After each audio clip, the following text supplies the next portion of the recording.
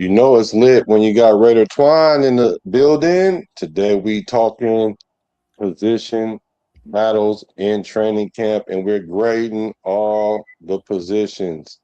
Back in with us. Welcome to Bart. Next stop, position place. Which team, by colors alone, is identifiable around the world? The autumn wind is a Raider. Which team, by slogan, commitment to excellence? Pillaging just for fun. Just win, baby. He'll knock you round, All those things then upside down, are the Raiders. and laugh when he's conquered and won. When you have great coaches, then after you have great coaches, you get great players. You have a great organization, and you tell them one thing: just win.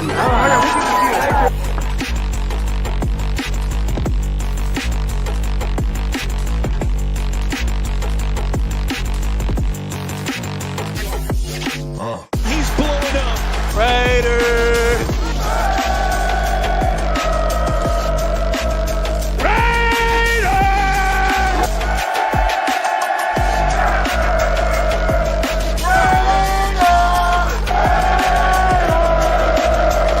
Just win, baby.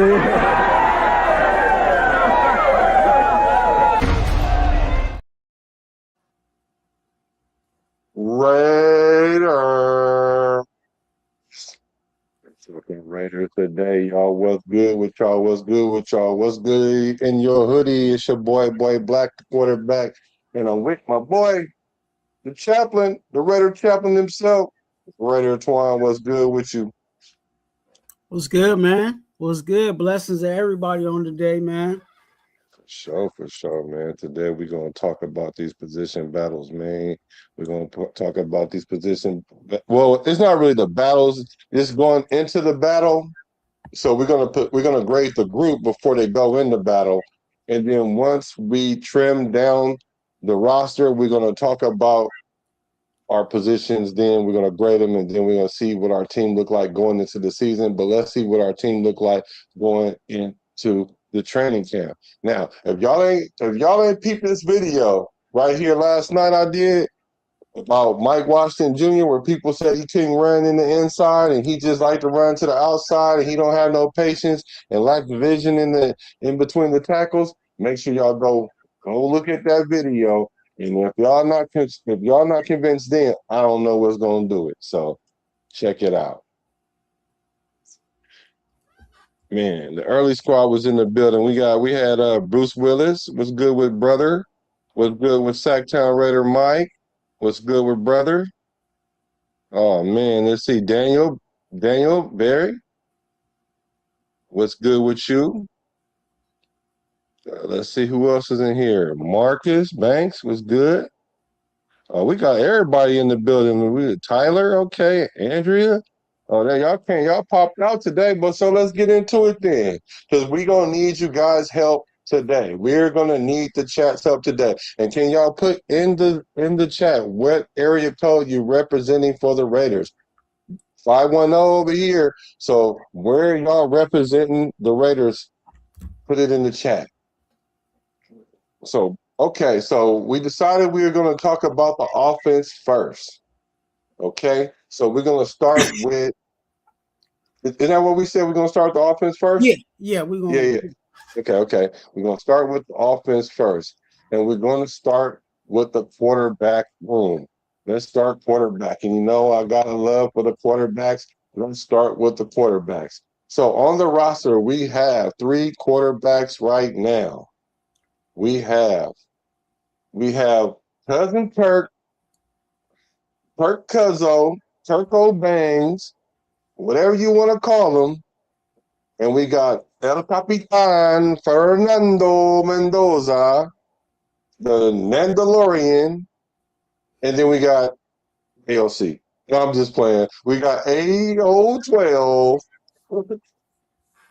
We got I'm telling y'all, we do got the best quarterback room in the NFL. If not the best, we definitely top five. So with that being said, as my precursor, we're gonna grade the quarterback room. So going into this training camp, brother, what do you think about our quarterback room and the grade that you want to give them? You know what? I actually like this. I like this group. I give it. I give it an A. You have stability in Kirk Cousins, and then in my opinion, I think you know Aiden O'Connell is next in line, and that just allows Fernando Mendoza, who's supposed to be the future of this franchise. And I say supposedly because we don't know how he's going to pan out in the NFL. We know how he looked in college, but we don't know how it's going to pan out in the NFL. But we got some people to allow him some time to grow and to get better and take his little lumps and grow. So I'm liking this group. I definitely give it an A.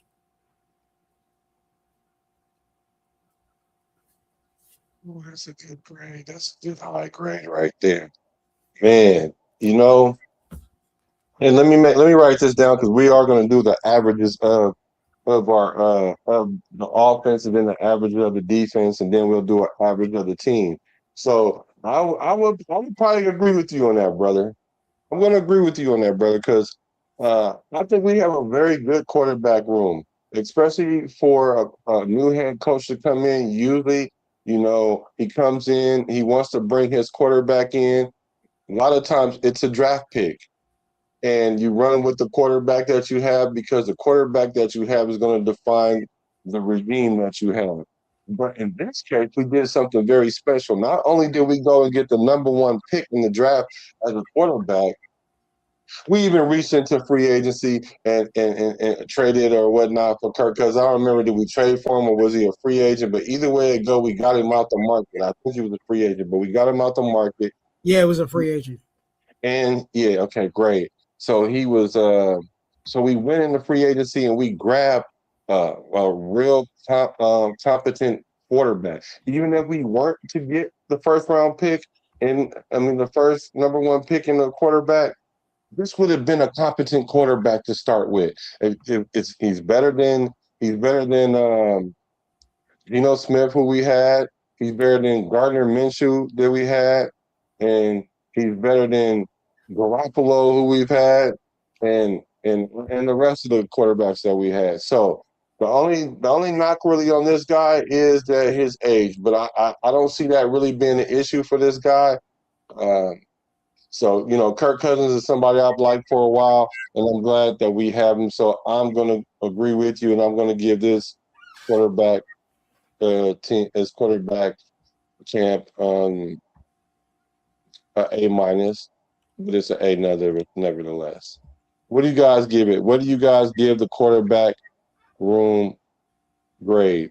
How do you grade this quarterback room this year so far going into camp? 916, I see you.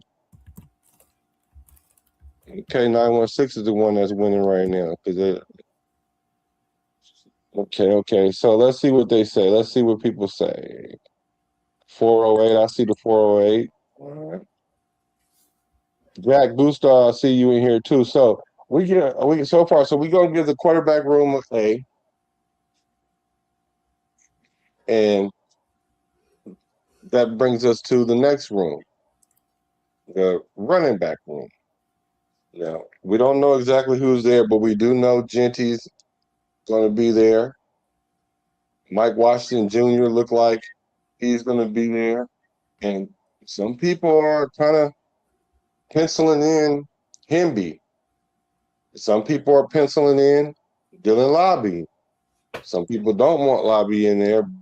Going into camp, they're there on the roster. So with those guys, and if there's any other players I've not mentioned, that's because they're not on my radar. That doesn't mean I don't like them. That doesn't mean they're good, not good. It just means that they're not on my radar. And hopefully by the time the end of camp, they're either on the radar or off the radar. But with those guys, what are you grading the running back? This one's a little tougher than just giving a grade, right? I think in regards to Genty, we know what Genty's going to bring to the table. We have a question mark on, Mike Washington. We don't know. We see, kind of what he did in college. He does kind of have a ball security issue that, we're hoping that he shores up. And that's where, as far as I'm going, that's as far as I can actually really give a grade, because I don't like Lobby. You know what I'm saying? And Hemby, we don't know what that's gonna bring. There's definitely some question marks in competition for that running back room. So my grade is going to be going off of Genty and Mike Washington, and I give that one a B. I think there's there's some concerns there, but one thing that I do like about the room, and I'll say this, is that these guys, when you break it all down, they can do everything. Run inside, run outside, and also pass catch. We got to figure out also pass protection for Mike Washington. How well can he do that? I remember Genty when he first came out. That was one of the biggest concerns that we had in regards to Genty getting snaps and being out there on the field, was that he didn't have the pass pro. Did he improve? Absolutely. He's probably well, obviously he's a whole lot better now than what he was when he started. So yeah, I give it a B.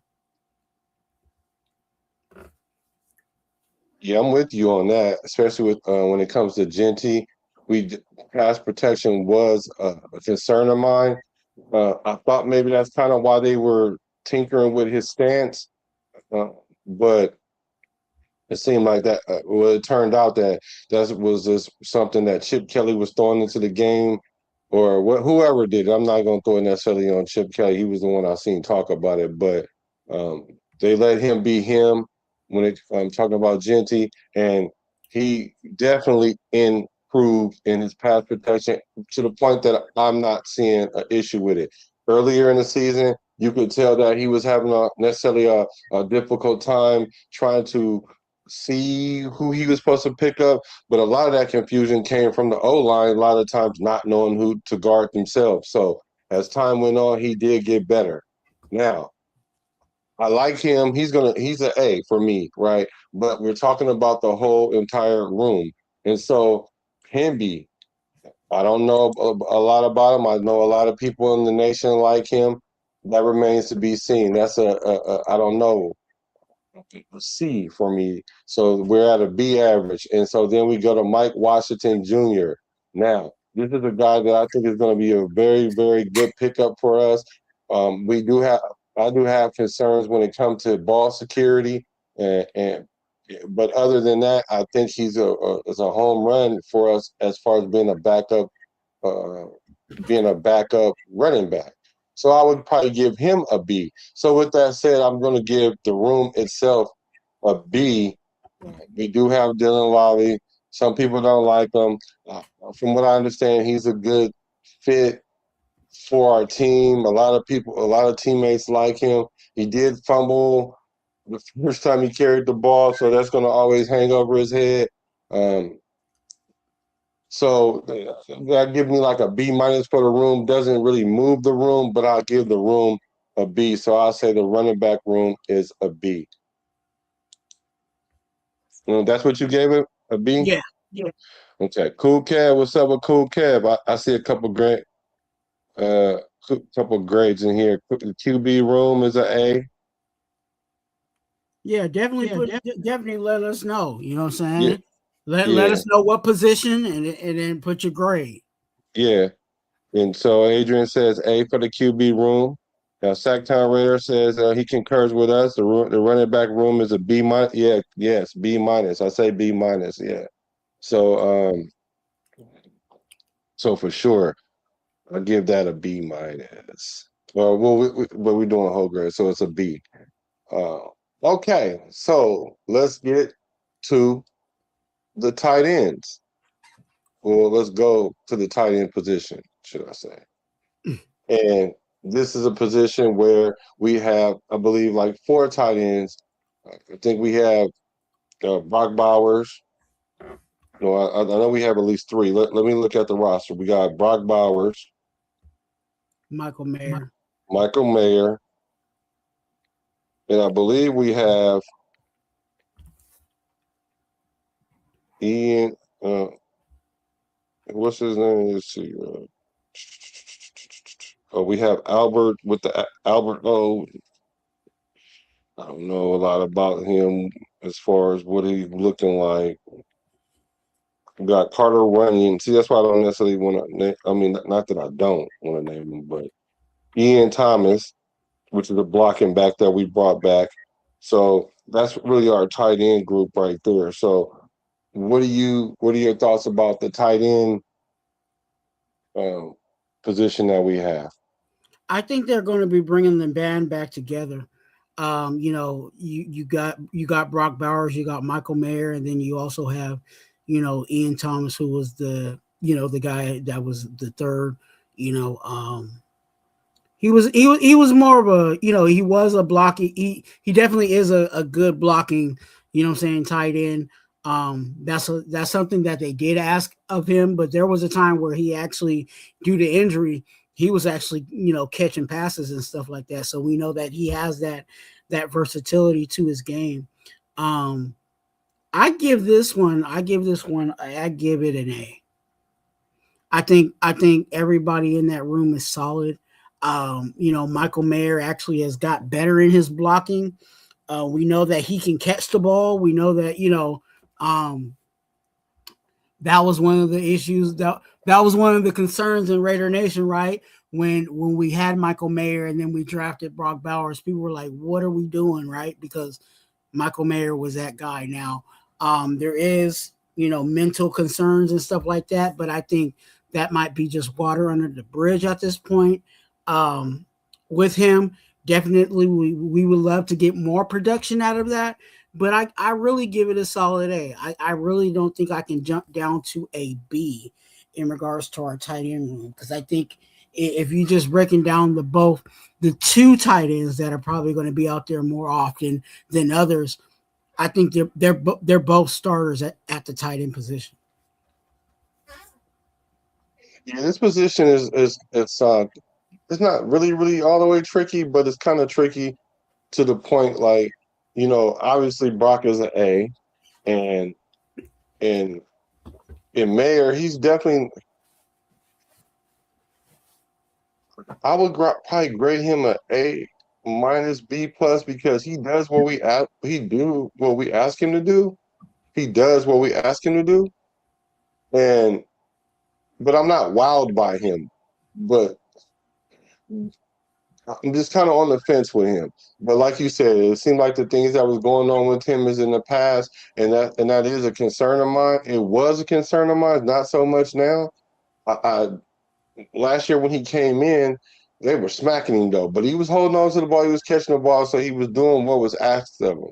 The thing that I'm not really sure about is they usually don't play together at the same time, and we're going to be running a lot of 12 and 13 personnel. So I'm thinking that maybe that'll kind of double our pleasure. So I'm gonna agree with you, and I'm gonna go with the A minus for this tight end group, because we have a football robot from heaven. Not too many people get that compliment, so there's no way our room can't be an A if we got one of those in there. So I'm gonna go with an A with that as well. So far we got an A, B, and an A for the quarterback, running back, and tight end group. Let me read some of you guys' response. Who Kev says the QB room is a B for him. Maybe you can tell us why it's a B. He says a B for the running backs and a tight end, B minus. Boy, tough crowd. Tough crowd. 805 Raider, what's good with you? So Sacktown Raider Mike says an A plus for the tight end room. See, that's a discrepancy right there. a discrepancy. B minus to an A plus. But yeah, but there's no right or no wrong in this. This is just our opinion. This is definitely just truly our own opinion. So let's move to the wide receivers, and I'm going to save the trenches for last. Let's go because everything is contingent on that. So this is going to be the toughest bunch out of the group. The wide receivers. So we have Derek Young, EJ Williams Jr. These are the people that's on the roster. Trey Tucker, Dante Thornton. Let's see. Chase Roberts. Well, I think he was released.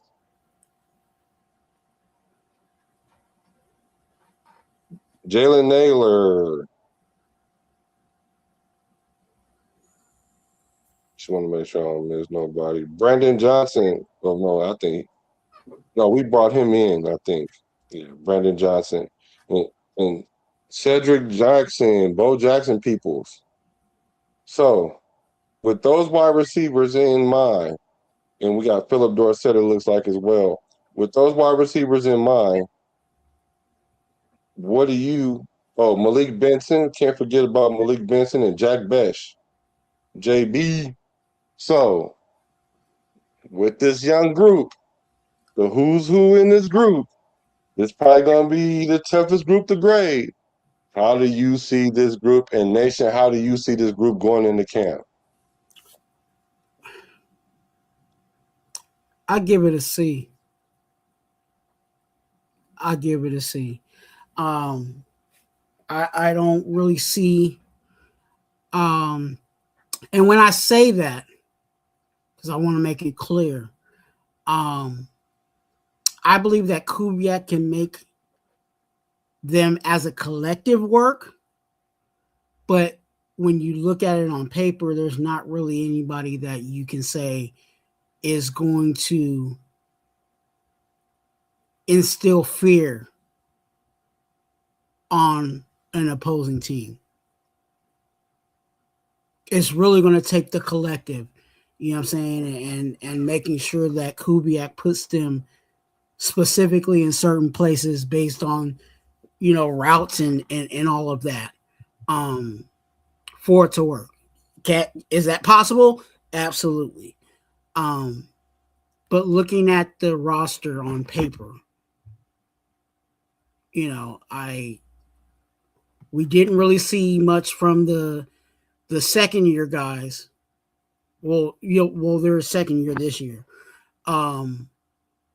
And the vets, again, do they really instill fear in opposing teams? Is there somebody that on a week-to-week basis, that team is saying we need to keep an eye out on this person? I don't think it's that. So I give it a C. Yeah, I'm with you on that. There's not a person on here that they're going to double team, it looks like. You don't have to roll the coverage on to a person's side that he's going to be on. And Kubiak, like you said, is going to do a lot of scheming for these guys and maybe make them better or perform at a level higher than what the room is dictating. I mean, I agree with you that this group is a C group, but I do believe Kubiak can make them look like a B. You know what I'm saying? We in a bucket, but we're riding it like it's a Benz, like Pac say. So I think that we're gonna look better than we actually are, and then we're gonna be able to see players be able to rise to the top because of the competition level being so even. So I do give this group a C as well, with you. So we're like having a meeting of the minds when it comes to this wide receiver group, and it's hard to put them at a B level because there's not a star. Like our best receiver is at 700 yards, having broken 800 yards. But there's definitely room for growth there because I think Jay Best is going to be great for us. I think he's going to have a what they would call a breakout season. If you go from 200 yards to like 400 or 450, I would consider. I don't know if that's necessarily a breakout, but if you double your production, then it could technically be called a breakout. I think Dante Thornton's going to do okay. I think Naylor is going to be solid. I think Trey Tucker is going to be solid. And I think we're just missing a veteran wide receiver there and someone that commands presence on that defense to keep the eyes off of Bowers so much. So if they double team or they bracket or whatever to Bowers, we need receivers that's going to make them pay. So with that said, I'm going to go with a C as well, along with the nation. I did forget our fullback, Hayward, for the running backs. It doesn't change my grade. It just makes it a more solid B because we have a fullback. It's just a more solid B. I don't know if that would change your grade. I just didn't want to leave him out. Who? I'm sorry. Hayward, our fullback. Nah, it doesn't change much to me. Connor Hayward, yeah. I mean, the only way that it would change something for me is if, you know, he's going to be a fixture. You know what I'm saying? Like there's going to be plays, you know what I'm saying, specifically for him. I think he's just going to be like an assist to what we got, but who knows? You know what I'm saying? He might be used like the Niners use, you know, use check or whatever, you know what I'm saying? And that might be, you know, but then I might have to change my grade a little bit, you know, on that, but no. Wide receiver wise, and I'll say this, you know, in regards to my C grade, I do like that we do have speed.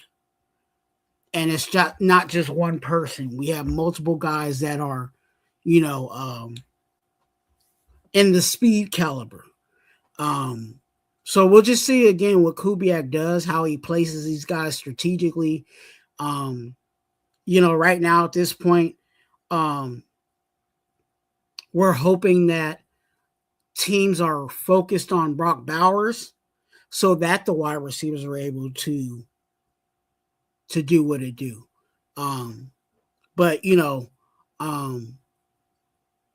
we want to get to a place where we're not relying on another position to hold up for another position. You know what I'm saying? We need the wide receivers to be a threat. We need the tight ends to be a threat by themselves. You know what I'm saying? We need the running backs to be a threat by themselves. You know what I'm saying? You know, obviously everybody's relying on the offensive line, but offensively, but we want every room to be a threat on their own. And I don't necessarily fully see that in the wide receiver room. Now they can have, you like you said, there's room for growth. There's definitely room for some upside, you know what I'm saying, types of situations. But right now, yeah, I give it a C. Yeah, and I'm saying going into camp because we haven't seen them play. We're grading the roster itself, not who's starting or anything like that. We're just grading the players we have going into camp. Now, what could change this grade for me though is one of the most important things about being a wide receiver. Like I say, I'm like the quarterback, but I started off at receiver. And I'm definitely a better receiver than I was a quarterback. And I know more about being a wide receiver than it is to know about quarterback. But there's so much more to know about quarterback. So my knowledge is kind of, I don't want to say vast, but it has different perspectives. But being a wide receiver, what can change my grade, like make the grade go up a little higher from like a C to a B, is if I see in these preseason games how our wide receivers block. Because in this offense, they're going to be required to block a lot. And if they are able to block, then you can bring something to the table like that, because what'll happen is that'll make the run game a whole lot better. That'll make our receiving core better, so that way when we do get those quick passes in the trips or in the bunch, then we're able to make things happen. Or if they throw it to a Genty or they throw it to a Mike Washington Jr., and then they're able to get down the field, because they're already hard to tackle as it is. So if we get our wide receivers blocking, then that can up the grade for me from like a C or to a B minus or something like that. So that's what I'm going to be looking at for when it comes to the wide receivers. Okay, so Rebel, what's good with you, brother? Lou, what's good? So let's get to the trenches. The trenches, man. Let's get to the trenches. Let me look at our roster. I know the first person is going to be Spencer Burford. And we have DJ Glaze, Charles Grant, Nicholas Henning, Isaiah Jada. Are you familiar with them players? With those No, last two? Yeah, no. Antonio Mafi. So like I said, I'm going with off the main guys really though. Holton Miller,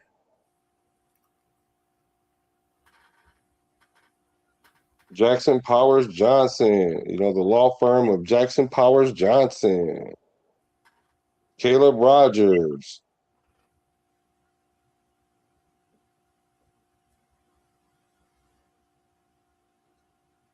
and Trey Zoom the third. Trey. So the O-line room. This where may be a little bit of discrepancy. I already see a grade in the chat that I don't know. So what do you got? What do you got for the O-line room? I give it a C. And because Oh, we I don't forgot really, Tyler Lindenbaum. I don't know how I could forget Tyler Lindenbaum. yeah, I still give it a C. Kind of based off of what we saw last year, but also the guys that we're going to be relying on. I think they're average. We have two guys that you can say possibly are above average, and then everybody else is kind of like, okay, well, let's just see how this goes. And again, with the grade, I feel like you got Linderbaum and you got, Colton Miller. And those guys, Colton Miller is a guy that also has injury, coming off of an injury, right? Concerns. So we'll see how that plays out. I really give it a C. I don't think I can get to a B going into camp. Have we got better? Yes. Because if you ask me, based off the line we had last year and how they produced, yeah, it would be south of a C, but yeah, C. Okay.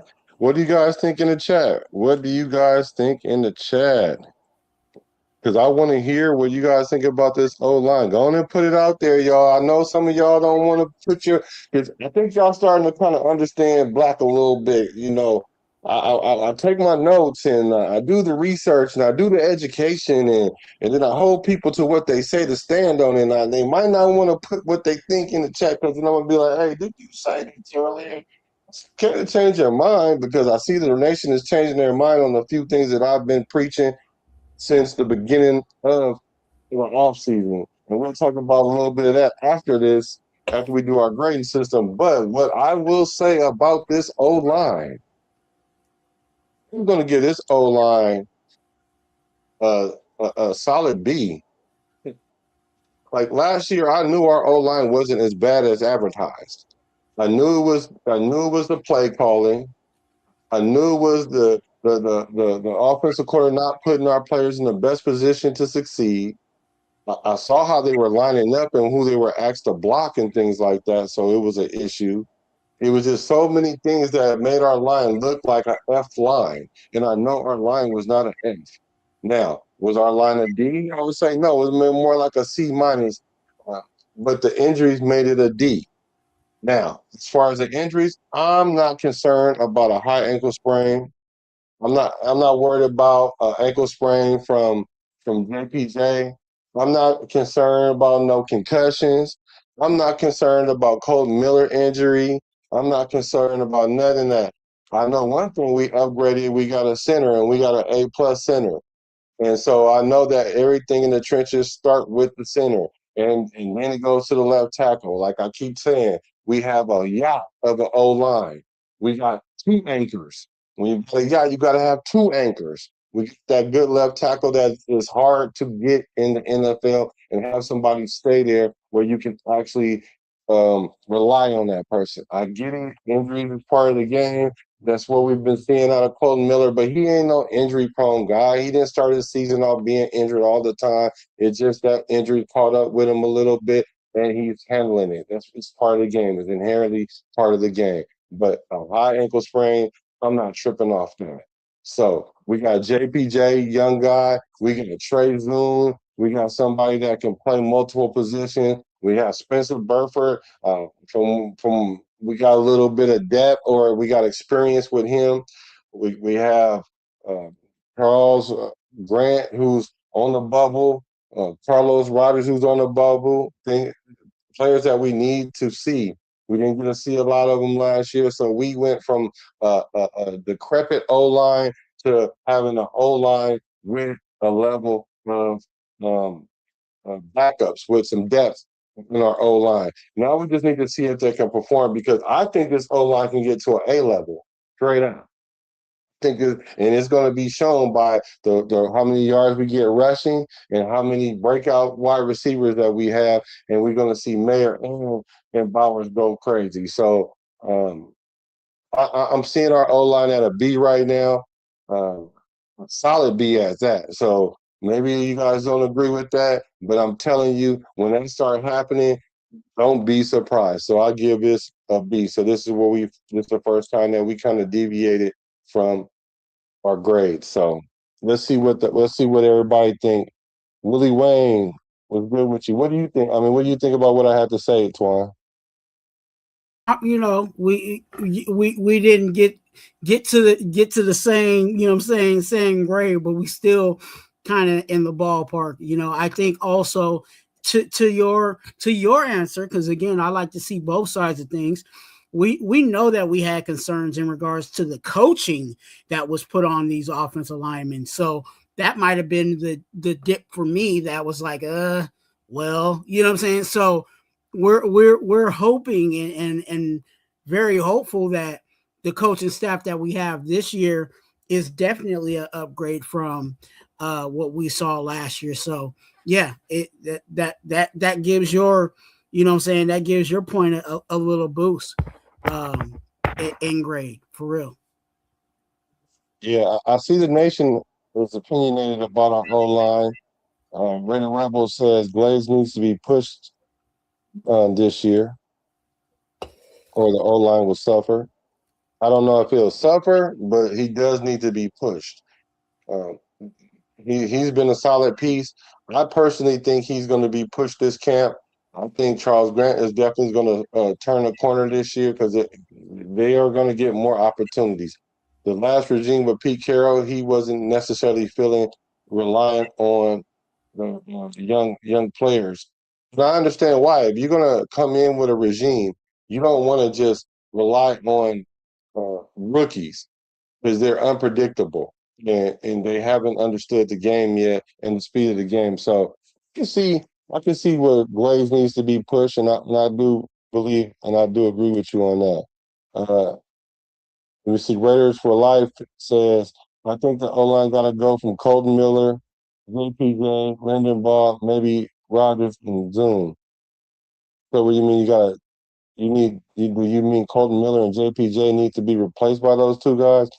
If that's what you're saying, there's something about throwing a guy out there to play left tackle with lots of experience in the NFL that concerns me. It concerns me equally of like getting rid of your edge rusher, especially if you have a productive edge rusher. Those are like two players along with a solid corner. It's hard for me to pivot off those guys if you have somebody there that you know that's good. And then another one I saw on here was this O line without Kappa is a B plus already, so it's an upgrade.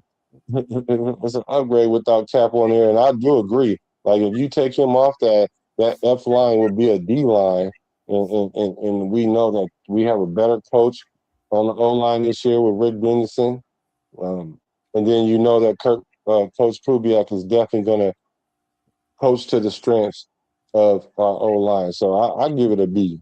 I give it a B for that reason. Let's see.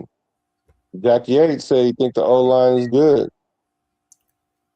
So let's see what else. Who else? Okay, so let's add up our grades, like old school way you do it in school. So I gave the quarterbacks A, which is 4. The running backs was a B, which is 7. Wide receivers was a C, which is 9. And I give the O-line a B. So that's 9, 10, 11, 12. So with 12 divided by 4 is 3. So that gives my offense a B. I'm giving the offense a B overall. And so yours is like 11. So yours is like a C plus, right?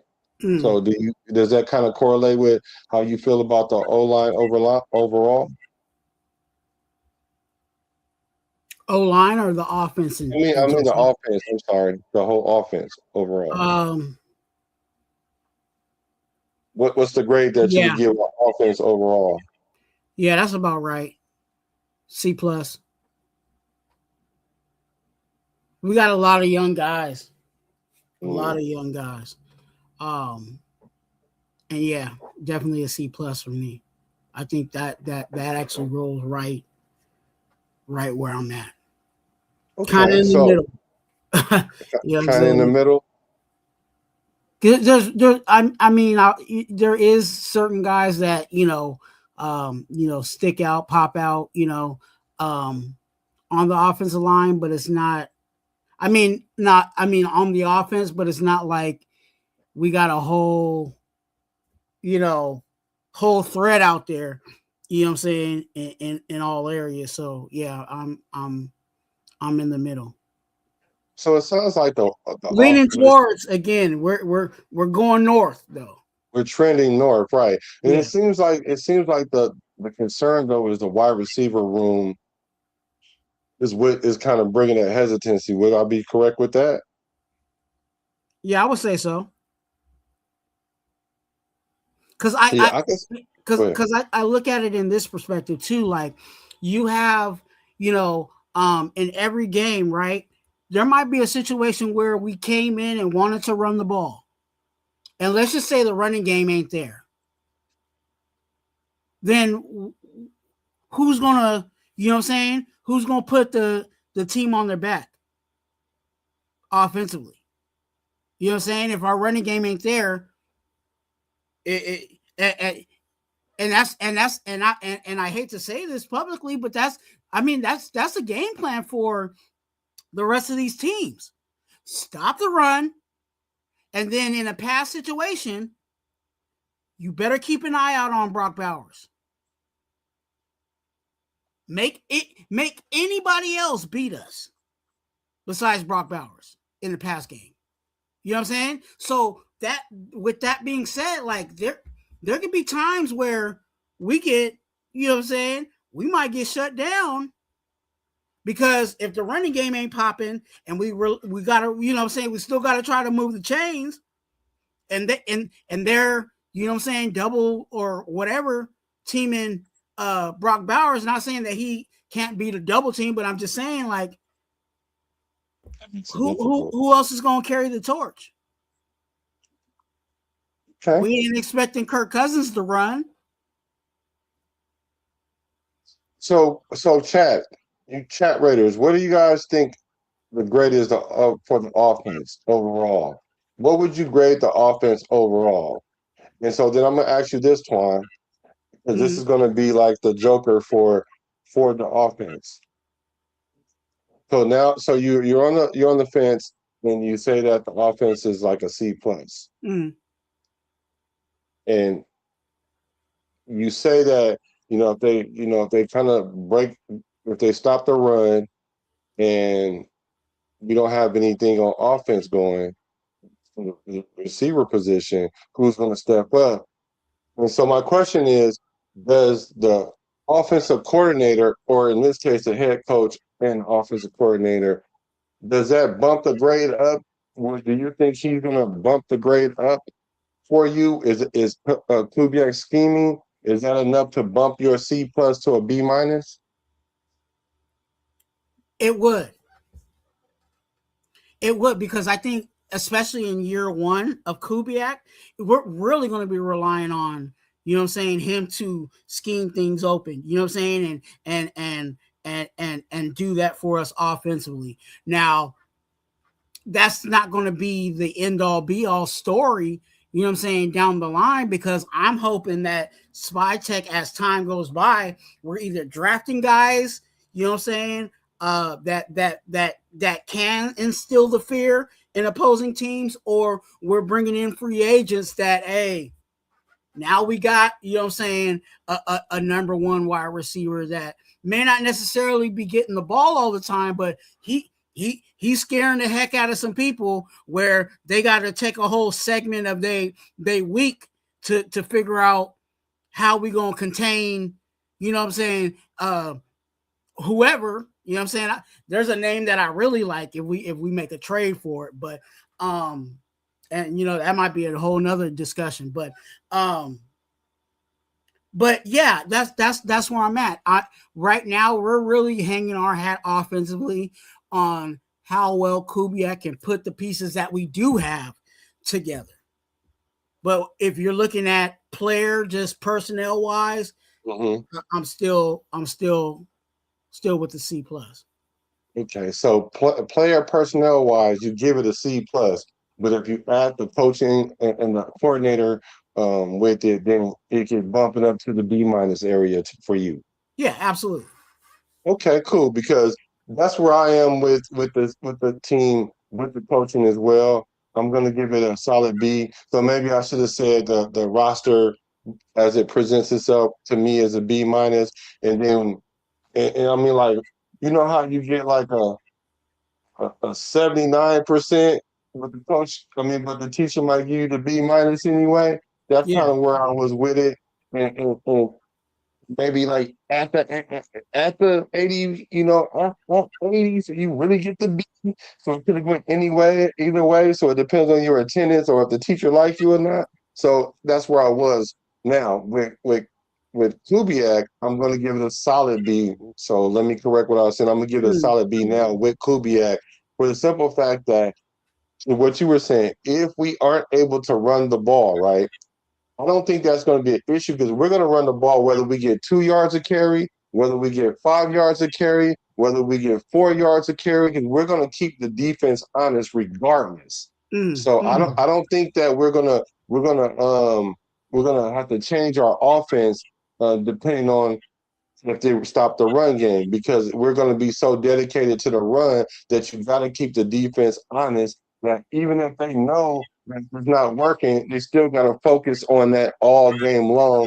And then if they do try to, all right, they're setting up the pass because we know they're going to keep running, then they back up a little bit, then that might turn our 2 yards of carry to a 3 yards of carry, or 3.5 yards of carry. So I'm not really concerned about us not being able to establish the run. I think we're going to establish the run because we have Clint Kubiak. Yeah, Kubiak is definitely the straw that stirs the drink. You know what I'm saying? I really believe Yeah. that we're better because we got a Kubiak. And you know, I looking at it in that situation, I also have to look at it, you know what I'm saying, in the perspective of, let's just say we had an average, you know what I'm saying, just an average in NFL coach with the Yeah. roster, you know what I'm saying? Like, Yeah. and that's why, you know, I do say, yeah, we're gonna take we take a jump because we got Kubiak. But if it was just some average Joe Blow NFL coach, yeah, we would be at the Okay. Yeah, I agree with you. Yeah, make them respect us. That's what I'm talking about. Yeah, we're gonna make them respect us for sure. Um, so what do you guys? So what do you guys in the chat? What do you guys do the grade overall for the offense with Clint Kubiak being the signal caller or the head of the signal callers? Because a lot of people say, well, he doesn't call plays and stuff like that. Yeah, I get it. What he does is he relies on everyone in the coaching to um, to help with the game plan and things like that. And like he said, anybody can call the play. Anybody can say wristband play 16. But what it does take is a collective, collaborative effort from everybody. So with Clint Kubiak being the point man in that, does that bump your grade up any higher? So put it in the chat with the offense grade overall with Clint and Kubiak. and also, you know, and I'm agreeing with Black, but also for the sake of conversation, tell us, like I did, I was a C plus, and then with Kubiak, it took me up to, you know, B minus, right? So tell me the jump. You know what I'm saying? If there is a jump, you might be at a you might be at a B and you might stay at a B. You know what I'm saying? Say that too, but also let us know if it, you know, where you jump from. You know what I'm saying? Because some people, another on a big jump, you might say, hey, I was a C, but with Kubiak, it's an A. You know what I'm saying? However that jump is, let us know. Yeah, for sure. And I see a couple of you guys saying it's hard to say without the tapes or without being in pads and all that. I mean, like let's use our imagination to some degree, because I know when we draft players, we did a draft grade. We graded the draft. You graded it based on something. We haven't seen them play in the NFL yet, but we graded the draft, the players in the draft, or we say we knocked the draft out the park this off season, and we got an A. So use that. You go through the same vein that you use for that for this. I know that we don't know because we haven't seen them play, but we can make a guesstimation, and that's what we're doing, making a guesstimation. That's why when this is over, when the camp is over, we're gonna double back, and then we're gonna regrade this when it's time to hit the field. And then I know that you're gonna say, "Well, we don't know because they're not playing a real game." Then what we'll do is mid-season or at the bye week or something. But use your imagination there. Now, I want to turn to the trenches. I want to turn to the trenches on the defense. I want to start there. Um, let's see who's on the roster, because what we do know it is Max Crosby, right? Let's see. Let's look at the what happened to my. Maybe you can name some people up until I get. I don't know. Max Crosby. Okay, here we go. Yeah. So, we have Thomas Booker, Adam Butler, Brandon Cleveland, Ron Crawford, Max Crosby,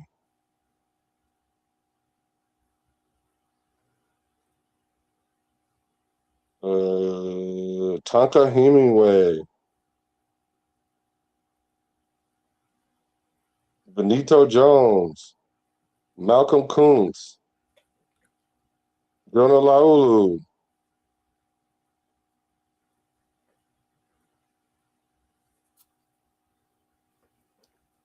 Let's see, Quiddy Pay, JJ Pegues. don't know. This sounds kind of solid to me, y'all. Tian Sloan, Rocky Tassi,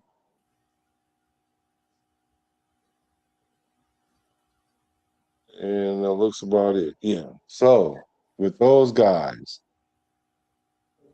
Hunker Truck, I like that. So I'm gonna. So on defense, I'll go first. So this is tough for me. This is tough because the D line is the who's who of our defense. Because when our defense don't thrive, it's usually because of the D line. Like we are setting up our D line to go after the Chiefs and Patrick Mahomes, so we kind of build our defense around that. In stopping quarterbacks that scramble and extend plays and throw the ball and things like that and run the ball. So with this D line, Coach Robbie is the D line coach.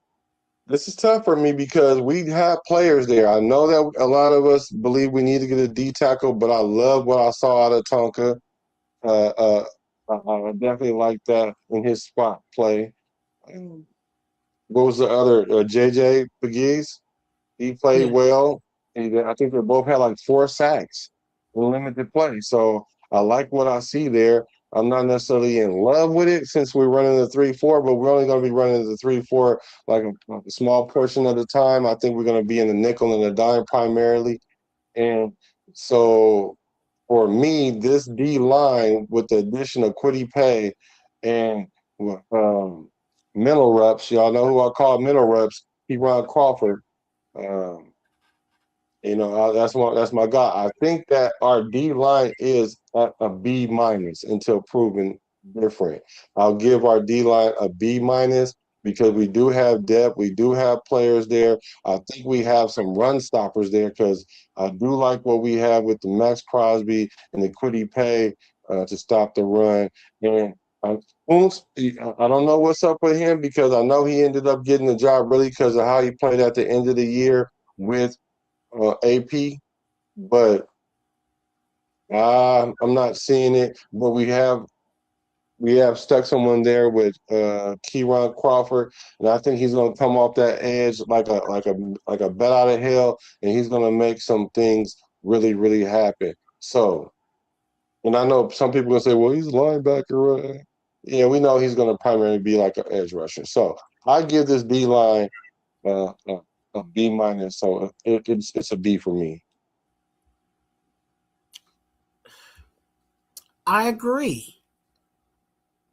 I tried to. I'm gonna be honest with you, Black. I tried to give another grade. You know what I'm saying? Just to kind of add some flavor to it. But I'm right there with the B minus. There is some upside there because there is a lot of young guys in there. We got a lot of rookies and a lot of second year guys that are going to be fighting for, you know what I'm saying, for a rotation. And it's going to be really on Robbie Leonard how he deploys these guys schematically, but the D line coach is definitely going to have to be working with these guys and getting them active. You know what I'm saying? I call Malcolm Kuntz Waldo. You know what I'm saying? Where is he? You know what I'm saying? Type of situation. Now, Keyron Crawford, I saw him at the softball event, and he looked bigger than I thought he was. So I'm actually excited about Keyron Crawford and what he's going to bring to the edge. So yeah, I give that a B minus. I definitely give that a B minus. The question is though, who's going to be that run stuffing nose for us? There's a few guys in the room, but who's going to emerge as the bona fide, you know what I'm saying, anchor per se on that D line in the middle? Right. And that's going to be important. because if they run away from Max, run away from Pay, the middle is probably where they're going to try to go to, and maybe even the other side where Kuntz is, and maybe even Kieran Crawford, because he's going to be primarily like a pass rusher. I don't think they're relying on him to be the run stopper, so to speak. So, yeah, I give it a B until further notice, B minus. That could go up or go down depending on how Max plays, and then and not only how he plays, but how he plays as far as rotationally. Are they going to allow him to be a rotational guy? Also, there's a lot of concerns with Max being in the 3-4. I'm not necessarily concerned like a lot of people, but I can see the concern. He's So, gonna have to, just be a little more mindful. You know what I'm saying, in regards to when it's really his, job to contain. When he's called to do that for specific reasons and such. But yeah, I do like our D line. I do. They're very young. Again, very energetic. I think the old guy in the room is Adam Butler. He can be a mentor to some of these guys. Um, but they're just gonna have to, buckle down and get it done. We need more sacks out of our D line. yeah, I agree. We definitely need more sacks from our D line. So that's what give me a B minus there. Is like we definitely need more sacks. Um, And we yeah, that's what it's going to boil down to, really. and we definitely don't want it to be a situation like we saw in the past where, we Max Crosby and Ngakoue were collapsing the edge, but there was nobody, in the middle to collapse collapse the middle. There would be times where, Ngakoue and Max Crosby were collapsing the sides, quarterback would step up and there was nobody to clean it up. So I'm really, I'm excited about, Kieran Crawford, but I'm really excited or interested in seeing who's going to really step up in the middle of this defense. Yeah, we got Lockie Tassi, right? Yeah, So there's some upside there, big body, but he's still learning how to spell football. You know what I'm saying? At this point, you know what I'm saying?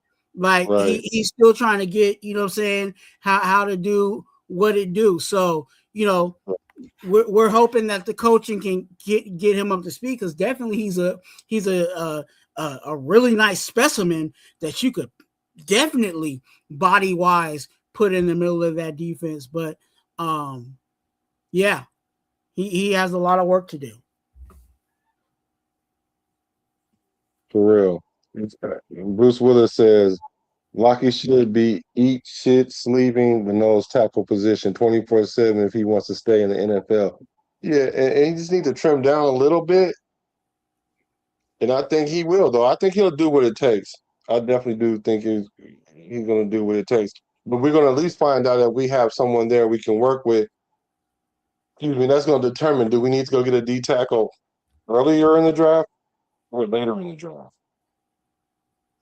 So let's go to the LBs, the linebacking core. So we have Quay Walker. We got Quay Walker out there. Then we got Chris Thomas. Then we have Xavier Sorry. And I gotta name all these guys because this is the thinnest part of I think our defense. Saguna Alubi. It's like the defense. I mean, this linebacker core is thin like Brock hairline. You ain't never lied. Cameron McGrone, Cody Lindenberg,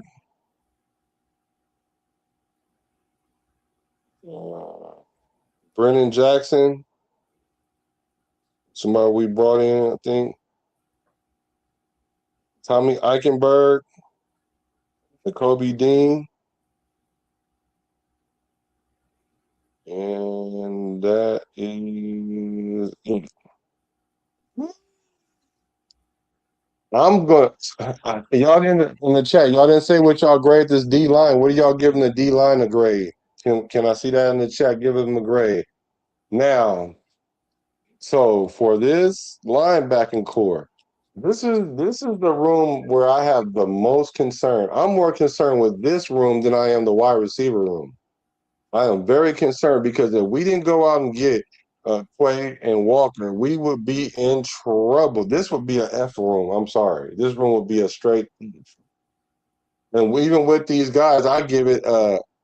I want to give it a D because with Quay Walker and Dean, I think it would. I think those are C's.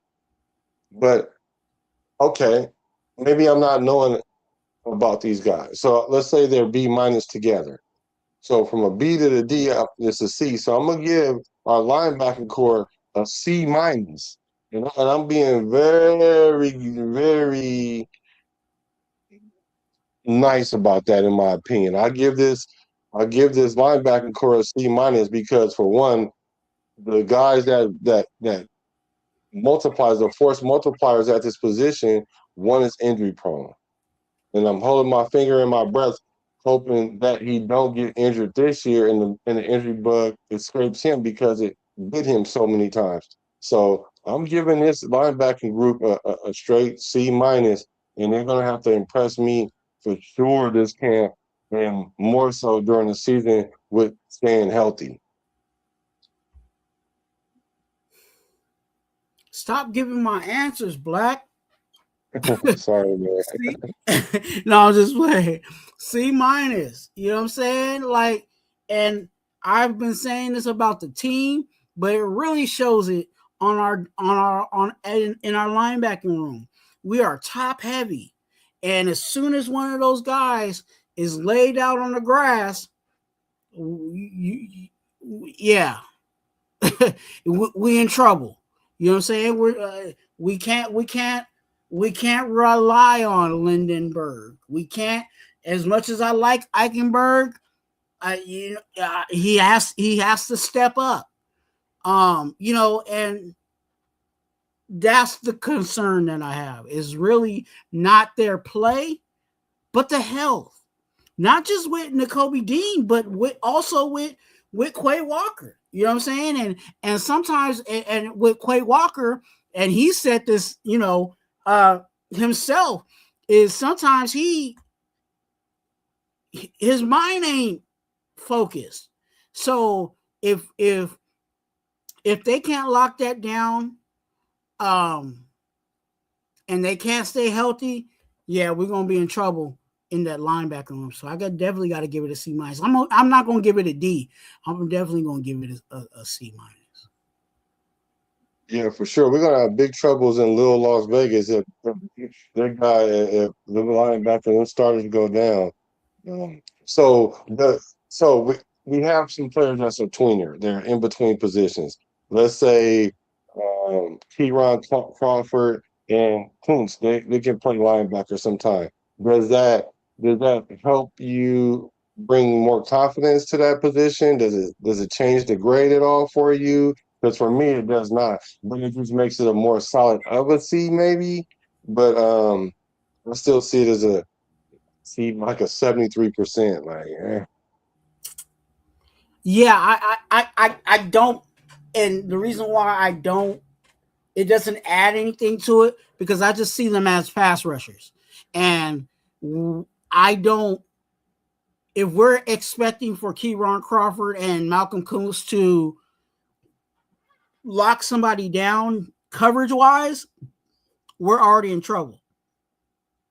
You know what I'm saying? Like, they might be able to cover for a short stint, but if it's a situation where that D line is not fully getting home and they're in coverage a little longer than they should be, yeah, we're in trouble. So I don't necessarily as much as they may be classified as linebackers, I still consider them to be pass rushers per se. Yeah. When I think of linebackers, I think more of coverage. You know what I'm saying? Yeah. Yeah. So that's well, how the ability to drop into coverage, right? Yeah. Yeah. And yes, I do grade my tortas the same way. Straight out. So I see a lot of C pluses though. I see Cool Kev with C plus. Bruce Willis has C plus. So they're a little bit more confident than I am. Um, about our linebacking room. I have watched some tape, but not a gang of tape. But like for me, you can be good, you can be all world, but if you only playing half the time, I mean, like unless the earth is flat, it's only going to be a half of a job done. And I don't know. I just don't feel good like our quarterbacks being like that injury prone, and I don't like our linebackers, especially in this defense, to be injury prone because we're thin. Not only are we thin there, um, we're lacking productivity there. So like and that's the other thing, like and that's kind of why I have a concern about this too, defensively, just in totality, the and I know it's not going to be, all the time, but they're saying that we're going to try to run a 3-4. What does that mean? 3 D linemen, 4 linebackers. What 4 linebackers? Right? Like what 4 linebackers? And that's a especially good question. if you're looking at you know what I'm saying, week 12, when players are injured, you know what I'm saying, or they're hurt, but you know what I'm saying, whatever, hurt or injured, whatever, you got injury, you know what I'm saying, concerns at that time of the season. So what 4 linebackers? So maybe it'd be Coons and Crawford on one side, Hay and Crosby on the other side. See, and then that would require Max to drop into coverage. Yeah, you're right. Well, what 4 linebackers, right? CN Sloan. I'm hearing that name pop off a lot because the thing about him is what like I heard like the good Raiders say, they drafted him as an edge rusher, but he don't have any sacks. So they're not drafting him to be an edge rusher. They're probably drafting him. I mean, like they're signing him to be a linebacker, and that doesn't really move the needle a whole lot because it's kind of like just a body in that position. Yeah. So I don't know. It's going to be tough because you raise a real good point. What 4 linebackers are we talking about? We're that's the spot where thin is at. So yeah, that's a concern. And that's why they have Kuntz, you know what I'm saying, classified more as a linebacker, because you're not wanting, you really are not trying to have Malcolm Kuntz be responsible for setting the edge, as small as he is on that line. You know what I'm saying? Like can he do it?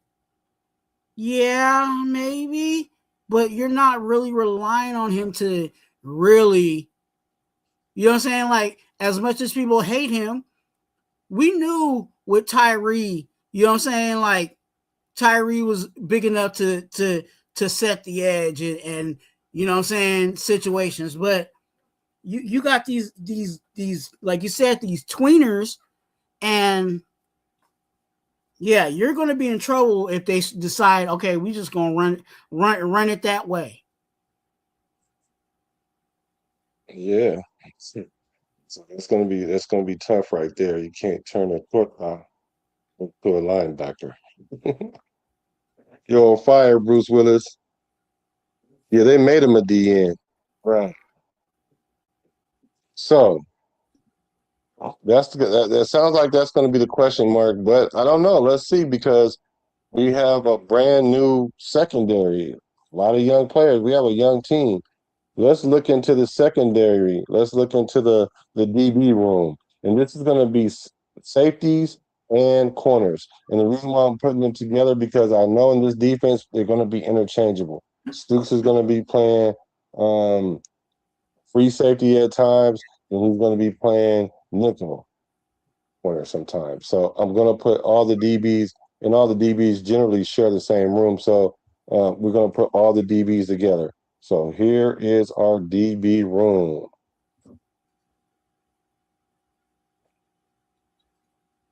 I don't even know who this guy is.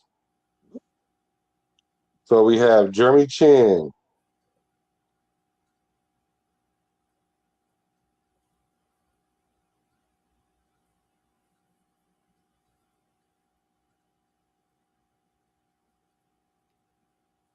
Dalton Johnson, that's my sleeper guy. Teron Johnson, Devin Lafayette. I've been hearing good things about him though. Hezekiah Masses, Ramad McCoy,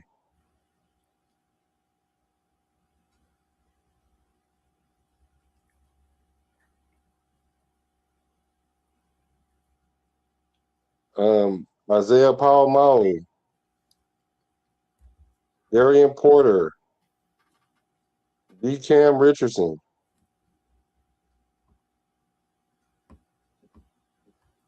Eric Stokes, Traden Stukes,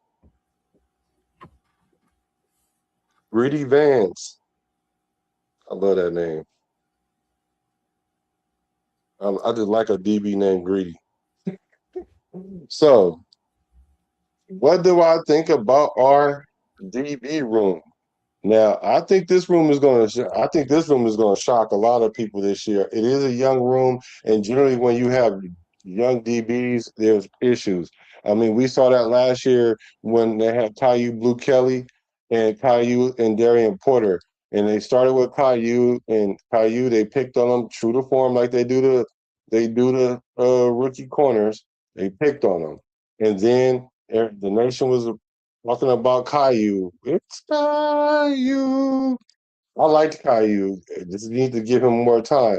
But they put in Porter, and he was over there getting French toast. So he was getting burnt, so they took him out, put Caillou back in there. So I'm saying all that to say is when you have a young secondary, they're going to test them. We're going to have young safeties, young corners. We've got Jamal McCoy, who there's questions on.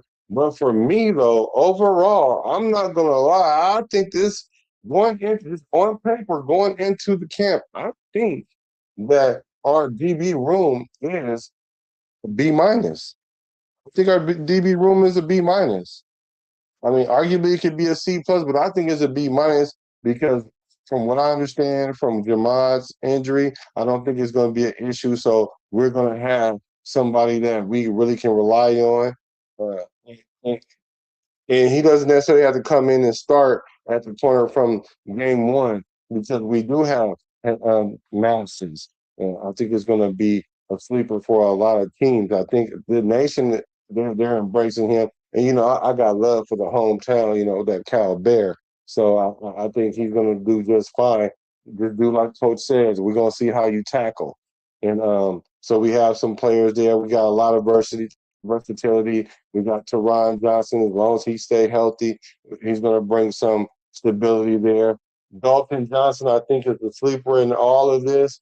And him and Stooks together is going to be very, very good. It's going to give versatility to Stooks. So that way he doesn't always have to be the center fielder. As far as our box safety, it doesn't get any better. Paul Malo, I think, is going to be great there. He can even play some free safety a little bit now that he was French toast last year a little bit too. And so he kind of got some experience. I like how he's always been learning and getting better. And Jeremy Chin has just been solid. So I think overall, our DB room overall is a B minus. So I'm going to give them a B.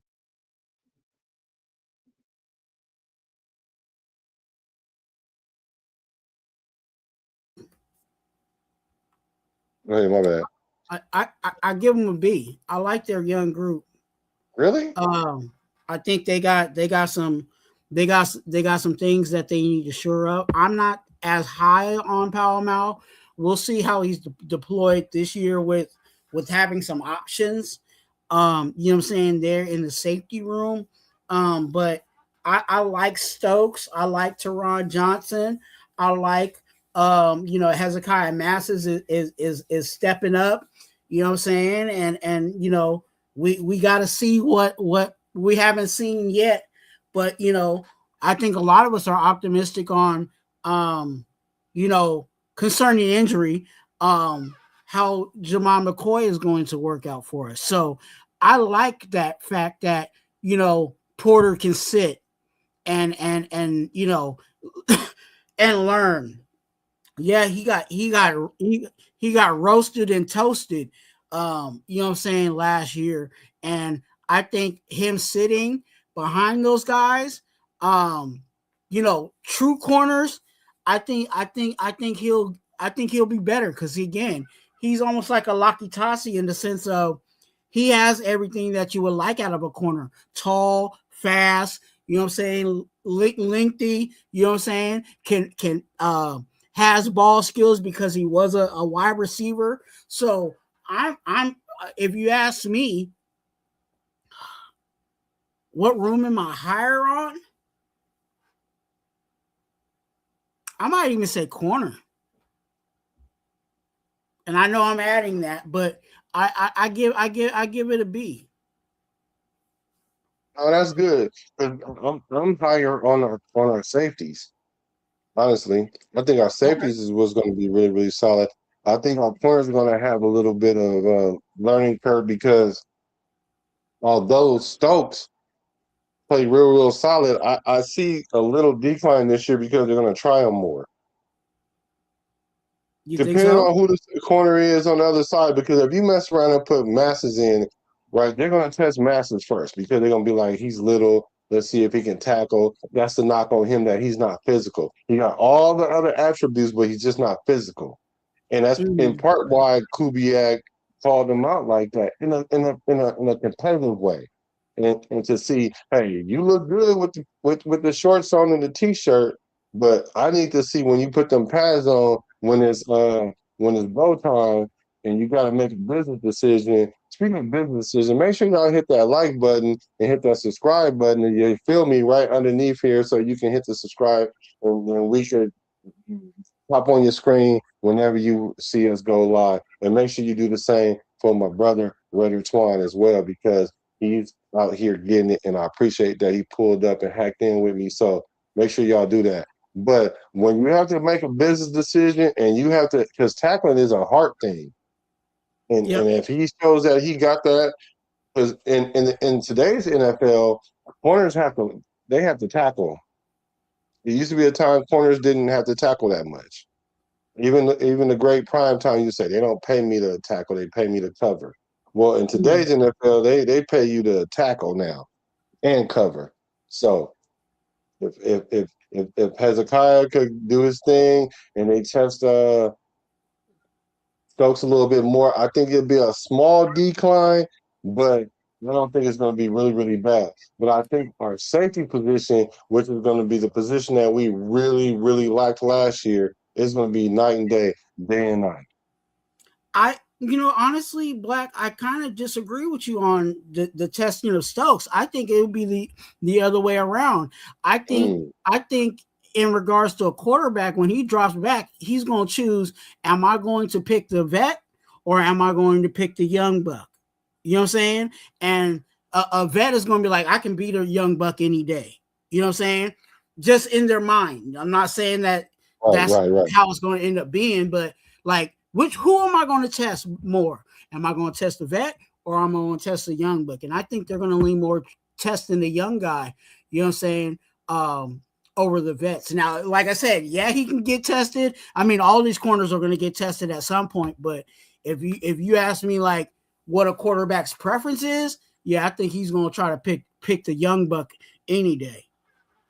Yeah, I can agree with that. I can agree with that for the simple fact that that other corner position is a who's who because, we could throw Porter out there, which I don't think we're going to do, but a lot of people are high on Porter because he has the measurables.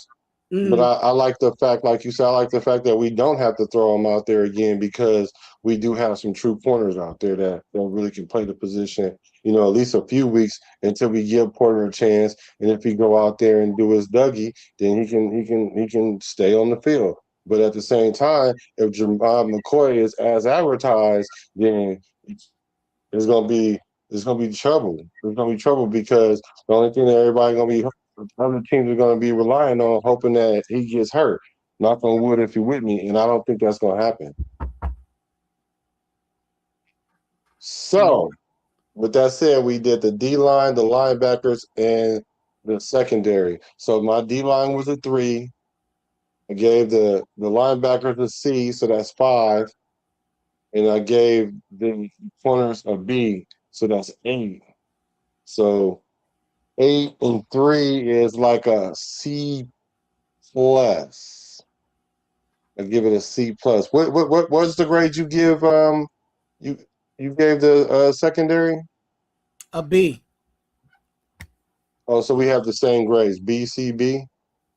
Yeah. Okay. All right, so that's about a C plus, which is about on par for me because I think our offense is going to be better than our defense, right?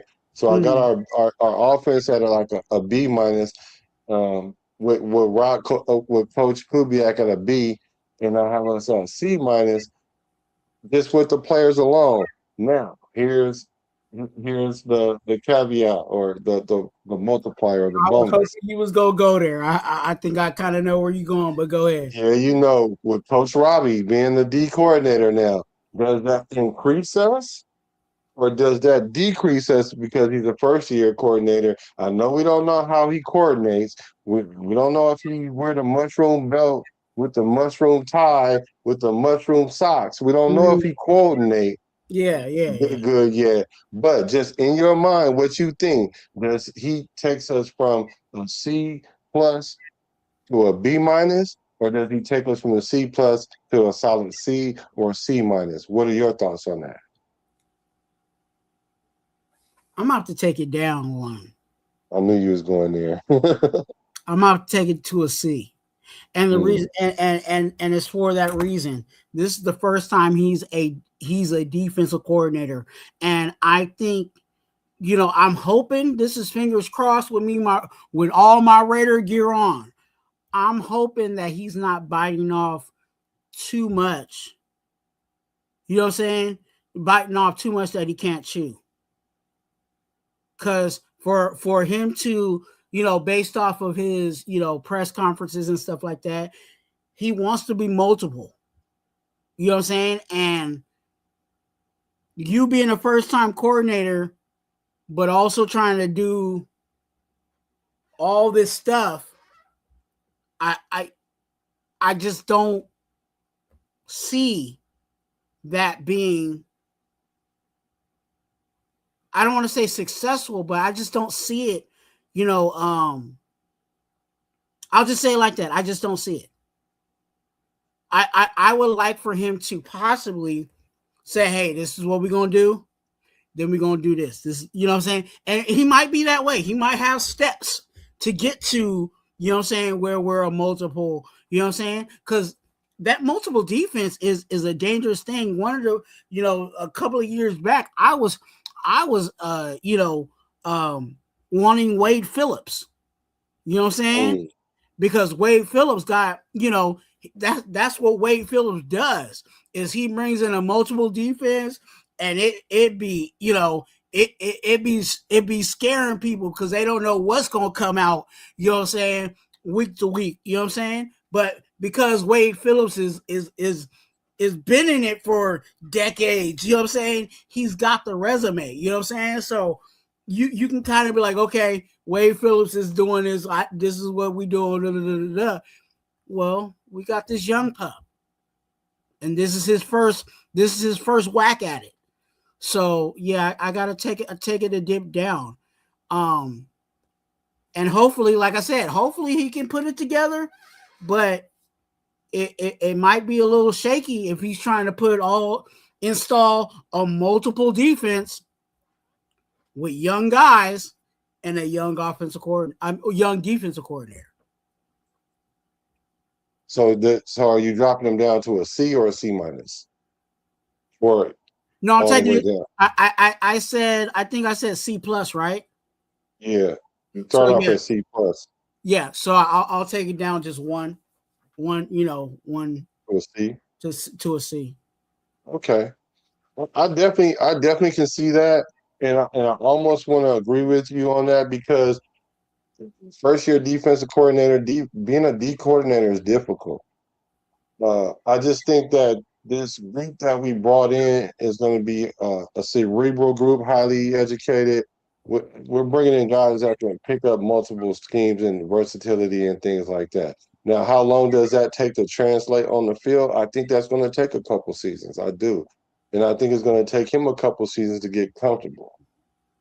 But with that being said, I'm confident in where he is, his approach to the game. I think he's been in it long enough that he understands what he's embarking on. I don't think it's going to be too much. I just don't think that he's going to be able to be the guy that he envisioned. I don't think he's going to be at the level that he would want to be at after year one, but I don't think it's going to be a hindrance to us. So I'm not going to say he's going to knock it down, but I don't think it's going to bump it up either. So I'm going to leave it at a C plus. And I think that's what our defense is going to be, a C plus defense going into camp. Just because I don't think he's going to hurt us. I think he's going to kind of tread water. And then next year, after he has some time to sit down, go through another training camp, look at a lot of tapes and film, and critique his own performance, then I think that second year we'll see a jump. But for now, I think he'll be a C plus coordinator, and I think our defense is a C plus. And Black, I'll say this too in regards to Robbie. I think the leash on Robbie needs to be just as long as we got with Kubiak. You know what I'm saying? Like, if we really want that defense, because I love his idea. I'm not saying I don't like what he's trying to cook, but I think it's going to take with him being a young defensive coordinator and then what he's trying to do, it's going to take some time. So I don't want it to be a situation where, you know what I'm saying, he's out there and, the defense ain't looking good. And then now we're putting him on the hot seat. Like, I think we need to allow him at least, you know what I'm saying? I know Kubiak probably has a longer leash per se, but I think we need to at least give this a good year, 2, maybe 3, before we say, hey, it was nice knowing you. You know what I'm saying? Like, I think we need to really let, you know what I'm saying, Robbie's ideas cook. And then, like you said, he needs to grade himself. You know what I'm saying? And whoever his mentors is, because I know they got some mentors in, coaching staff wise. Coaches, that mentor need to be like, hey, get it together or whatever, you know what I'm saying? You know what I'm saying? So I think because that's also can be a dangerous situation. You got, a young, passionate defensive lineman, defensive line coach that now is a defensive coordinator. He knows who's in that room on the D line. So, you know what I'm saying? That should be, in my opinion, that should be the first thing, that should be the straw that stirs the drink for us defensively. But along with that being said, you got this young defensive coordinator with young guys in there. If he can grow with these, not grow these guys, but grow with these guys, who knows what this defense could be? You know what I'm saying? Where these guys are in their second and third year with Robbie Leonard, and all Robbie Leonard has got to do is like this on the sideline, and they know exactly what Robbie Leonard's talking about. You know what I'm saying? Just the subtle, body language and mannerisms where, they see Robbie Leonard doing one of these or something like that on the sideline, and they know exactly what time it is. You know what I'm saying? That's how these other defenses, these solid defenses, That's how they're created. They get all these young guys together, they keep them together and in the same system and everything, and then now they're out there running defense like drinking water. Right. And that's what we need to create. So I hope, like I said, I hope Raider Nation don't be flaming, bruh. You know what I'm saying? And I hope, you know what I'm saying? Yeah, you know, give him his stuff when he needs it, but don't just be trying to fire, bruh. Because that's the issue with us in totality. We can't just be, this ain't a fast food chain. This ain't in and out. Right. You know what I'm saying? And we can't be having these coaches just go in and out and expect for us to have a good product out there. No, that's my opinion. Definitely. No, I concur with that, because I think Kubiak have like a 5-year window, 4 or 5 year window. And I think that we should give Coach Leonard like 2 or 3, really 3, real. We should give him 3. Now, from what I've been hearing from him, he's telling players, look, play fast, play hard. You know what I'm saying? If you make a mistake, cool, we can coach that. You know, so as far as the continuity and knowing what he wants, I think he's putting that out there already. He's already put what his expectations are and how to play, and then not to be hung up on too many things. He don't want you to be out there second guessing yourself or thinking too much. He don't want that. He wants you to react, react, and respond. That's what he wants out of our defense. And if we do that and we make mistakes, cool. The first year, all right, this is what we keep doing repetitively wrong, or this is what's happening. What can I do to stop putting these guys in that position? What can I coach these guys so that they don't get caught in this situation, so you don't become a repeat offender? That's something that I heard coming out of camp. Let's not be repeat offenders of mistakes. Do your 111. Focus on your job and do your thing. And whatever they put you on the field for, whatever that thing that is that you do that. Because he's putting you in there for that reason. If he putting Conker in there because we need pass rushing from the D tackle or the interior, go in there and do that. Don't go in there and try to be everything. Don't try to be the run stopper and get sacks. Do what it is that you do well and just do that very, very well. So I think he's already put that out there. I think they understand that. I just think it will take some time because the guys are young. And like you said, we need to have some grace and give this guy a little time to mature into the position. But if our offense takes off in year 2 and we get a receiver and all that, and our offense is like top 10, you know, defense needs to be somewhere in the middle, because the one thing that we kept complaining about in the Derek Carr era is no matter how well Derek Carr played, we never had a defense to complement him. So consequently, half the nation think that Derek Carr is a bum because we never won anything with him. Like, because we never had a complete team with him. So now if we can have a middle tier defense with an upper echelon top 10 offense, then you can't tell me we're not going to the playoffs and making noise. So that's how I feel about that. So chat, go ahead and put your guys' grade in there for the defense. What do you guys got for the defense? What do you have for the players? And does Coach Robbie add to it, or does he take away from it, or like I said, somewhat in the middle? I guess we can go over special teams real quick. Let's just do with the kickers and the punter. Long snapper is kind of hard to grade them guys, you know. So, but let's say we have 2 kickers in camp. We got Matt A with the G being silent, and then we have the Tokyo Toe, presumably, right? And then we have our kicker, which is solid. So, what do you rate our special teams?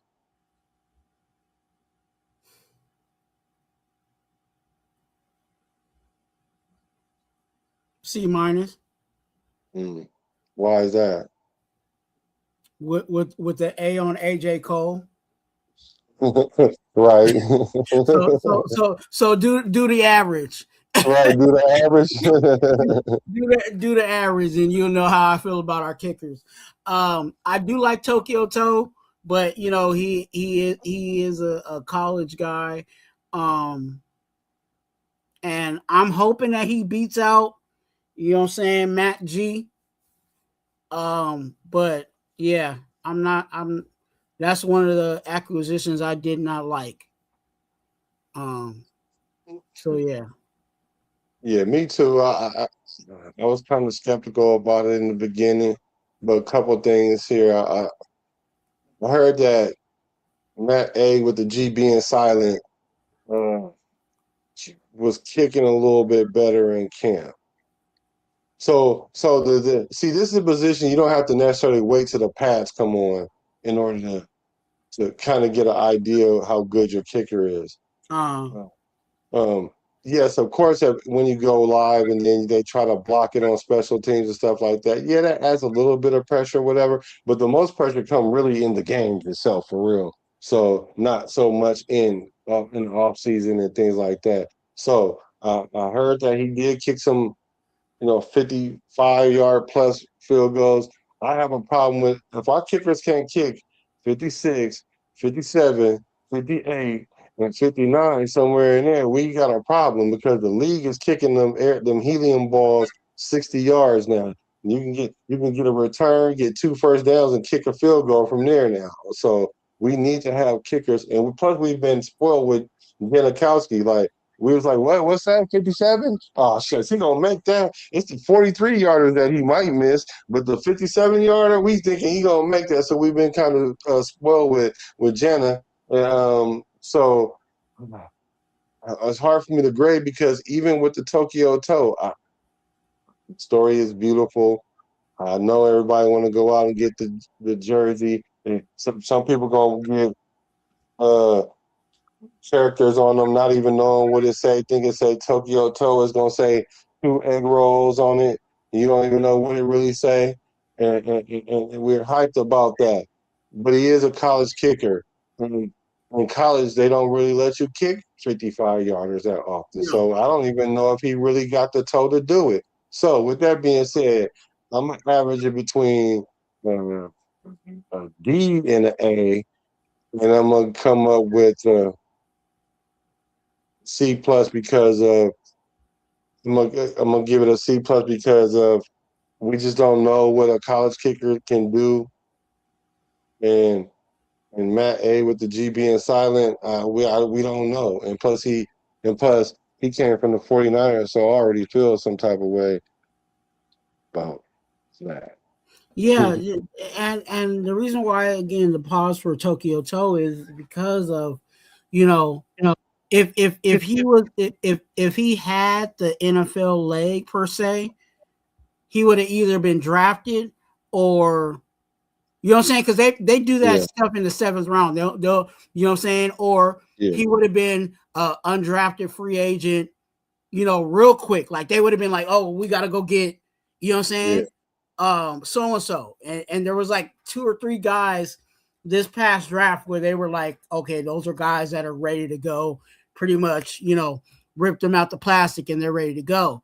Well, that wasn't Tokyo Toe's name didn't, you know what I'm saying, what wasn't a part of that. So it's really on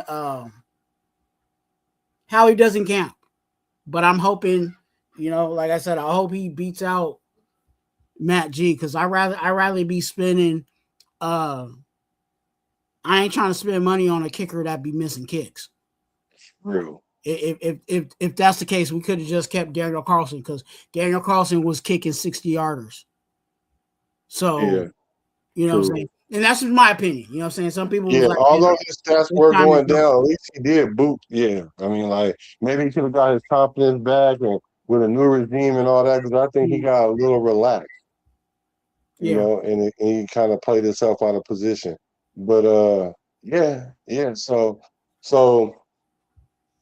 I don't know. I overall got our team going into camp maybe like a C plus overall team, and I think that's where we are, middle of the road team going into camp without knowing anything really. But on paper, I think we've made a jump from being in the bottom to somewhere in the middle. So overall, I'll give our team probably like a C plus, bro. So what do you think so far? This going into camp, Uh, and I know it's tough, but I'm just saying, like, I'm more a little south. I would mhm, say I do like the C plus, but I'm kind of probably leaning more towards C. really, Yeah. okay, I can see that too. Raider Paul was good with you, brethren. No, I can see that. I'm not even opposed to that. You say the 'Cause blue Tokyo toe any good? I mean, it- like they say, he's pretty consistent and all that, but it's just I don't have a problem with that. I just have a problem with the range. Like we need 55 yeah. plus yard field goals with a consistent clip because there's going to be a lot of games that we play that are going to be close, and then if we end up losing those games by field goals or missing a couple field goals or missing a field goal early in the game that turns the momentum and all that other stuff. Then those are how games are lost and won in the little cracks of the game. So I'm not sure yet. I don't know. I won't see until maybe like preseason to get an idea of what it looks like. But I don't think we're gonna hold two kickers though. And I think also you remember, you know, everything is not in a dome. You know what I'm saying? We're gonna need. There's gonna be Facts. times where we're gonna be in Chicago and it's gonna be windy as hell, and we're gonna need that guy that got the 50-yarder. You know what I'm saying? To kick a 35, but because the wind is blowing so hard, it's like a 50-yarder. You know what I'm saying? Like, so Yeah, you need that. You need those guys that got the distance when in perfect situations, because when there's situations that are not so favorable, that's where that's where it plays in. Like, again, we seen Daniel Carlson kick a 60-yarder. We know he has the leg, but there's gonna be times where that 40-yarder is just like a 60-yarder just because of the rain or whatever is going on, you know what I'm yeah, saying, at the stadium that we're at. yeah. The elements definitely play a role in that, and it takes its toll. Um, so that's what we're gonna need to know that. And like this comment say like it says like he better be better than Carlson because Carlson cost us some games last year. And I agree, he did cost us some games last year. And that's what made me like really look at what was going on with him because he was pretty reliable for us. And then I went and looked at his stats and he just progressively just was his percentages was going down and down and down and I'm like, oh, that's why they got rid of him. But like you say, if we bringing somebody in that's equally as accurate but don't have the toe, I'd rather go with the toe that we know than the toe that we don't know. I mean, because you got you. I mean, like, and as much as we love Janikowski, you know what I'm saying? Janikowski wasn't super accurate, but we knew Right. that we knew he kicked the heck out of the ball, and because Yeah. because he could kick the heck out of the ball, we had a chance. You know what I'm saying? Yeah. And that Yeah. that's what you want. Like, I rather, hey, let's take a shot at it. You know what I'm Yeah. saying? And let it be what it be. But and that's just my perspective on it. No, I agree because I hate for the ball to be in line, but then be 2 yards short or 3 yards short, right? You know, Because it'll look good, right? It will be like, oh, that's right down the middle, and then it'd be short. Like at least when Janikowski kick it, we can see if it's either left or right, but we know it's gonna get there though. We know yeah. it's gonna get there. The question is it left or is it right?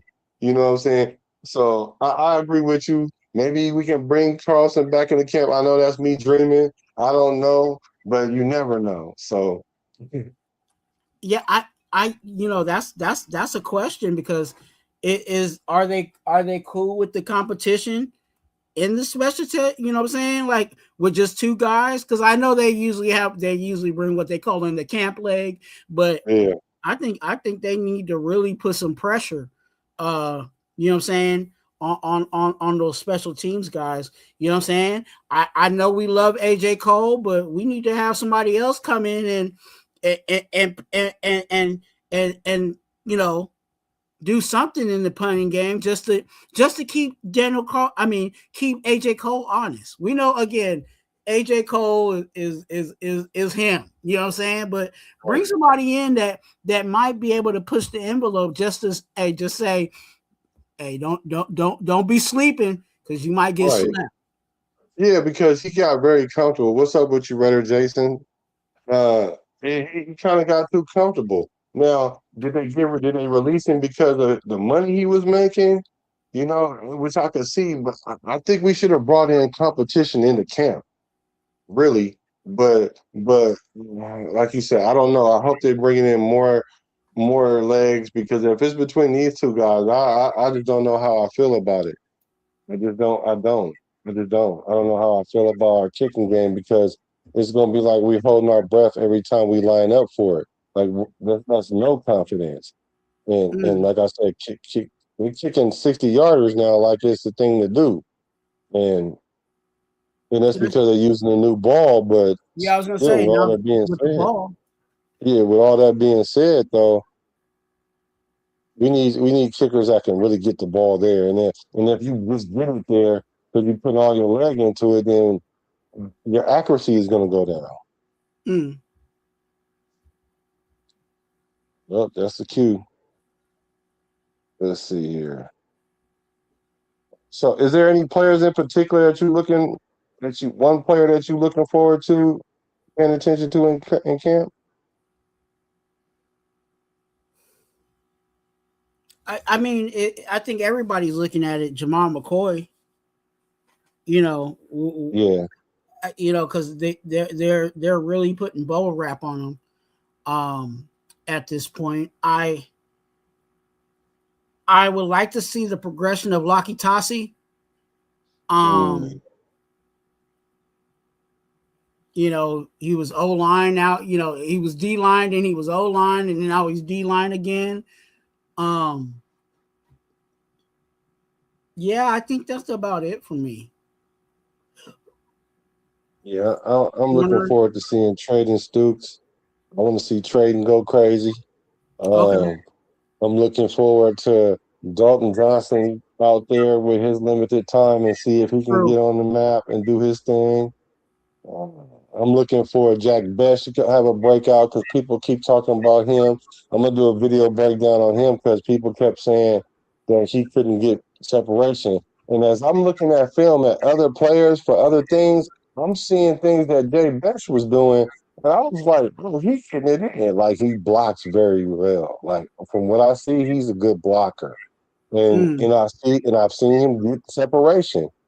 Because NFL Open and college Open is not the same, people.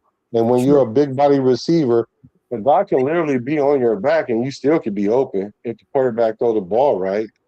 So I'm gonna probably do a breakdown. So I'm looking for him as well. And those are the guys I'm really, really got my eye on because everybody else I kind of have an idea of what they're gonna do and the whole O line, how that's gonna play out. Well, really just two positions. I need to know how that left guard position is going to work out and the right tackle position. Yeah. So what are you guys thinking? What are you guys looking forward to in camp? Raider Jason, I know you just pulled up. Maybe you can go on the playback, but what we did was we broke down every group and we gave them a grade going into camp. We said O-line's a beast, finally fixed it. So Raider Paul, what would you give our O-line going into camp? What's the grade would you give our O-line going into camp overall? And same thing, Raider Jason, what do you think? Oh, for you is running the ball? Okay, so for you, what do you grade the running back room?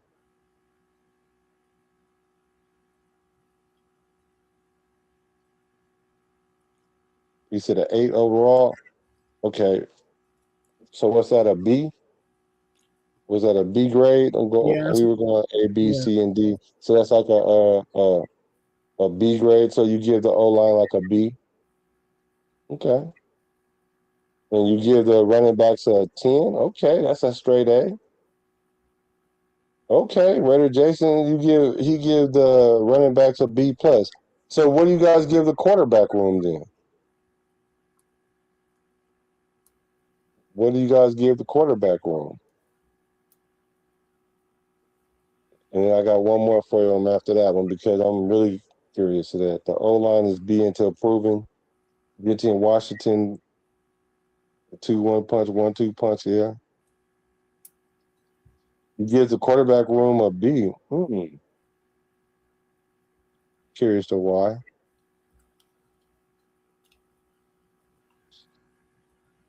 So if you give the quarterback room a B, what do you get? Okay, so Raider Paul gives Mendoza a 10, but I'm just saying as a quarterback room, QB room is a 6. He don't like Cousins.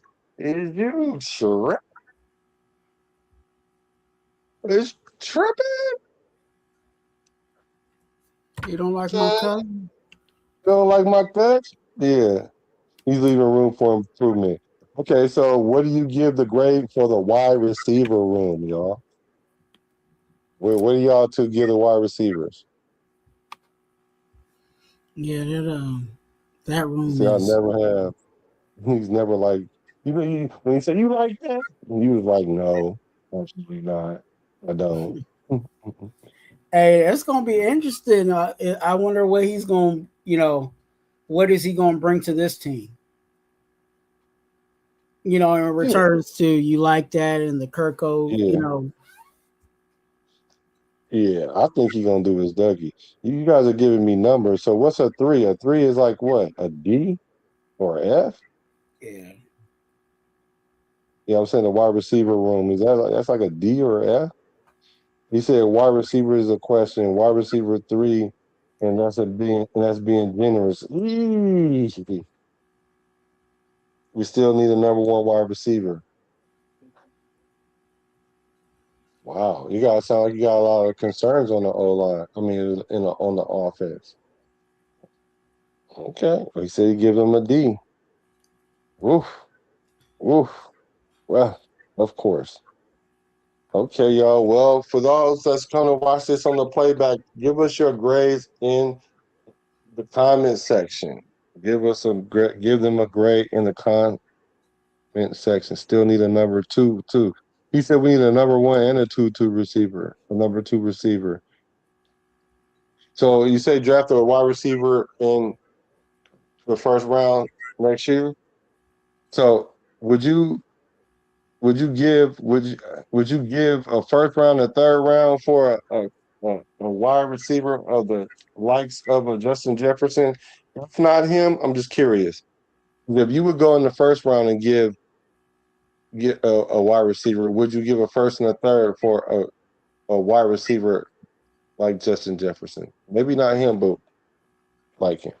Who, me? No, yeah, you can answer it too, but I was talking about.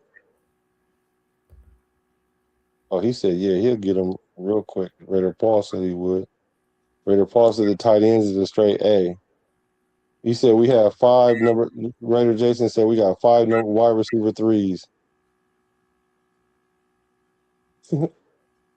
So would you get a Justin Jefferson for a ASAP. type Justin Jefferson type receiver for a 1 and a 3?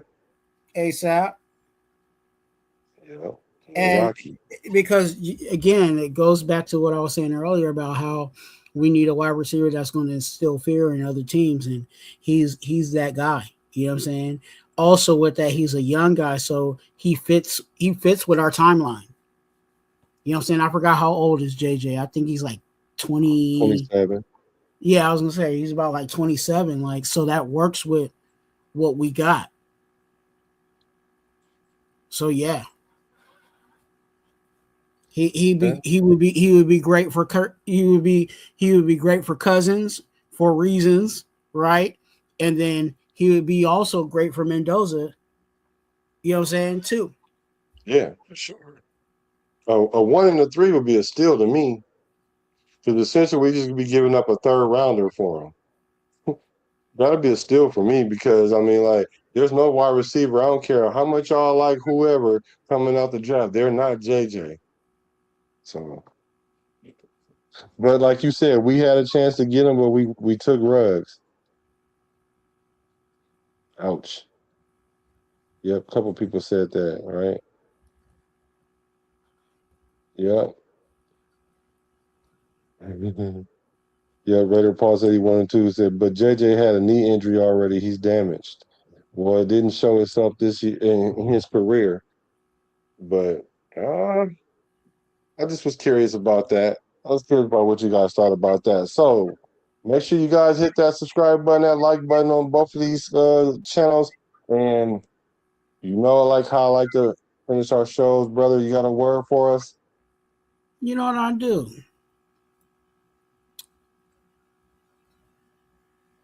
Show love. Show love.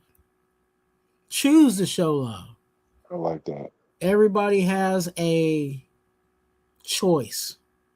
You have a choice to go this way or that way. Cuss that person out or let that person live. Choose love. The reason why we got all this stuff that's going on in this world that's crazy is because people lack to choose love. Think about if everybody decided just to love.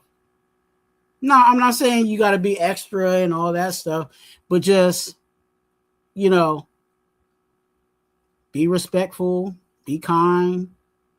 You know what I'm saying? Don't be stealing, don't be killing. You know, the whole, you know, that, right? If you just choose to love,